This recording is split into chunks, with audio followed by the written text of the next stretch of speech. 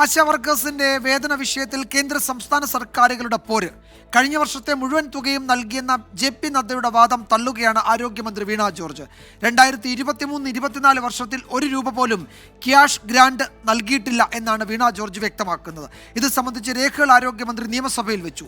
എന്നാൽ കേന്ദ്രം പണം അനുവദിച്ചെന്നും ആരാണ് കള്ളം പറയുന്നതെന്ന് മാധ്യമങ്ങൾ കണ്ടെത്തണമെന്നും ആശാ വർക്കേഴ്സിന്റെ സമരപ്പന്തൽ സന്ദർശിച്ച കേന്ദ്രമന്ത്രി സുരേഷ് ഗോപി പറഞ്ഞു.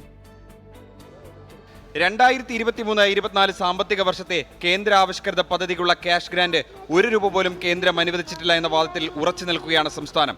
ആരോഗ്യ കേന്ദ്രങ്ങളിൽ കേന്ദ്രം നിർദ്ദേശിച്ച പേര് നൽകുന്ന കോ ബ്രാൻഡിംഗ് ചെയ്യാത്തതിന്റെ പേരിൽ തടഞ്ഞുവെച്ച തുക ഇതുവരെ കിട്ടിയിട്ടില്ല.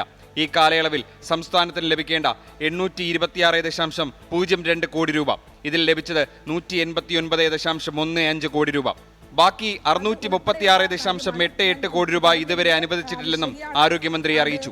NHM യൂട്ടിലിറ്റി സർട്ടിഫിക്കറ്റ് ആരോഗ്യമന്ത്രി സഭയിൽ വെച്ചു. കേരളത്തിന്റെ യൂട്ടിലൈസേഷൻ സർട്ടിഫിക്കറ്റ് ആണ് സർ. 2025 ഫെബ്രുവരി വരെയുള്ള മുഴുവൻ ഫിനാൻഷ്യൽ സ്റ്റേറ്റ്മെന്റ്സും അതുപോലെ ഫണ്ട് ലൊക്കേഷൻ സംബന്ധിച്ച മുഴുവൻ കാര്യങ്ങളും അയച്ചിട്ടുണ്ട് സർ. അതിന്റെ ഡോക്യുമെന്റും ഉണ്ട് സർ. അപ്പോൾ ഈ യൂട്ടിലൈസേഷൻ സർട്ടിഫിക്കറ്റിൽ സെൻട്രൽ ഷെയർ സർ ഇതിൽ നില്ലാണ്. ആശാ വർക്കേഴ്സിന്റെ വേതനം വർദ്ധിപ്പിക്കുമെന്ന് കേന്ദ്രമന്ത്രിയുടെ പ്രഖ്യാപനം വന്നതിന് പിന്നാലെയാണ് സുരേഷ് ഗോപി ആശാ വർക്കേഴ്സിന്റെ സമരപ്പന്തലിൽ എത്തിയത്.